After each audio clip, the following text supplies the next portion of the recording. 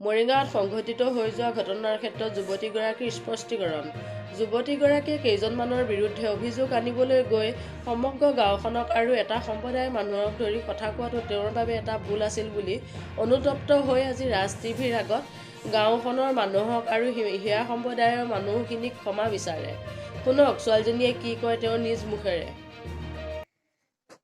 তোমাৰ যিটো চিটুৱেশ্যন, এই চিটুৱেশ্যনটোত তুমি যিখিনি বক্তব্য ৰাখিছিলা, সেই বক্তব্যখিনিত তোমাৰ গোটেই গাঁওখন বুলি পেলাই মানে এই বস্তুটো ওলাই আছে, আৰু নিউজতো বৰ্তমান ওলাই আছে, গোটেই গাঁওখনৰ ৰাইজে তোমাক নিৰ্যাতন কৰিছে, তোমাক অত্যাচাৰ কৰিছে বুলি পেলাই ওলাই আছে। সেইটো মোৰ ভুল হৈছিল।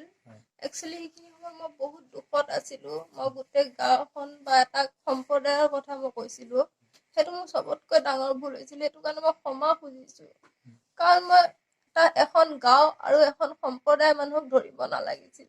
মই সেইখিনি সময়ত মই নিজে গম পোৱা নাছিলো, কৈ লৈ পেলাই মই নিজে অনুভৱ কৰিছিলো। কিন্তু যিহেতু এখন গাঁৱৰ কিছুমান মানুহে মোক ছাপোৰ্ট কৰি আছিলে, মোক ইমান ছাপোৰ্ট কৰাৰ পিছতো মই গাঁওখন আৰু সেই সম্প্ৰদায় ধৰি পেলাই মই কথা কৈছিলো, সেইটো মোৰ চবতকৈ ডাঙৰ ভুল হৈছে। তাৰ বাবে মই ক্ষমা খুজিছো সেইখিনি কাৰণে। তোমাৰ আজি যিটো অৱস্থা, এই অৱস্থাটো কোনে কৰিছে বুলি?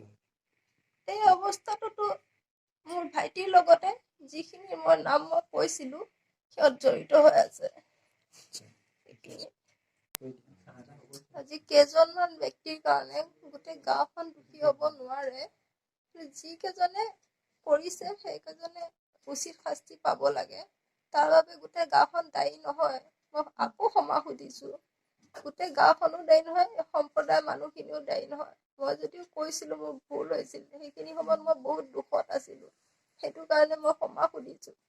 কাৰণ গোটেই মোৰ এইখিনি মানুহৰ কাৰণে গোটেই মানুহখিনিতো দায়ী হ'ব নোৱাৰে নহয়, যিহেতু এই সমাজৰ মানুহখিনিয়ে মোক সহায় কৰি আছিলে।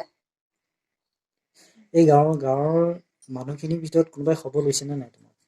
লৈছে, কিছুমানে খবৰ লৈছে। এখন গাঁৱৰে মোক নোলোৱাকে ৰখা নাই, এখন গাঁৱৰে বহুত মানুহে মোক খবৰ লৈছে।